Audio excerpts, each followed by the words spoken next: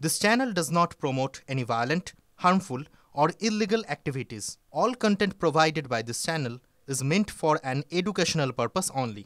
1 কোটি টাকা প্রতারণার অভিযোগ শহরে গ্রেফতার করা হয়েছে বেসরকারি ব্যাংকের রিলেশনশিপ ম্যানেজারকে। শেক্সপিয়ার সরণি থানা এলাকার এক বেসরকারি ব্যাংকের রিলেশনশিপ ম্যানেজার তারক ভৌমিকের বিরুদ্ধে অভিযোগ তিনি প্রতারণা করেছেন 1 কোটি টাকার। তাকে গ্রেফতার করা হয়েছে। সুপ্রিয় আমাদের প্রতিনিধি আরো জানাচ্ছেন। সুপ্রিয়, কি খবর পাওয়া যাচ্ছে?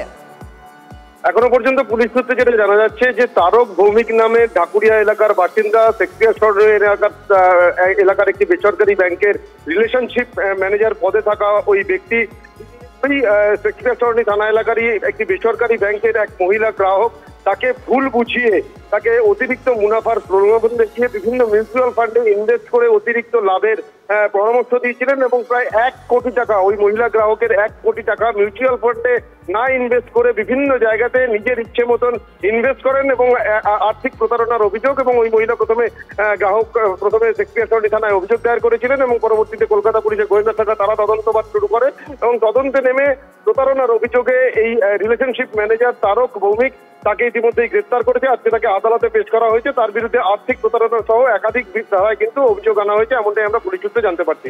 ধন্যবাদ। এবার আবহাওয়ার খবর দেবো, কারণ শক্তি বাড়িয়ে সুন্দরবনে পৌঁছে গিয়েছে অতি গভীর নিম্নচাপ। নিম্নচাপের বৃষ্টিতে কি কলকাতা ভাসবে? আজ মহানগরে কিন্তু ভারী বৃষ্টির সতর্কবার্তা দেওয়া হয়েছে। আর ঘন্টায় 20 থেকে 30 মিলিমিটার পর্যন্ত বৃষ্টি হতে পারে। জোয়ারের সময় ভারী বৃষ্টি হলে জলমগ্ন হওয়ার আশঙ্কা রয়েছে। ঘন্টায় 50 থেকে 60 কিলোমিটার বেগে হাওয়া বইতে পারে শহরে। গঙ্গায় লঞ্চ পরিষেবা নিয়ন্ত্রণের পরামর্শ আবহাওয়া দফতর দিয়েছে।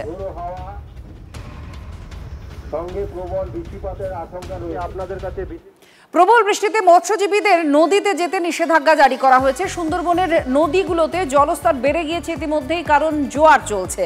জলোচ্ছ্বাসের সম্ভাবনাও রয়েছে। সেই কারণেই কুলতলি সহ সুন্দরবনের উপকূলবর্তী এলাকার মৎস্যজীবী আর পর্যটকদের নদীতে যেতে বারণ করা হয়েছে।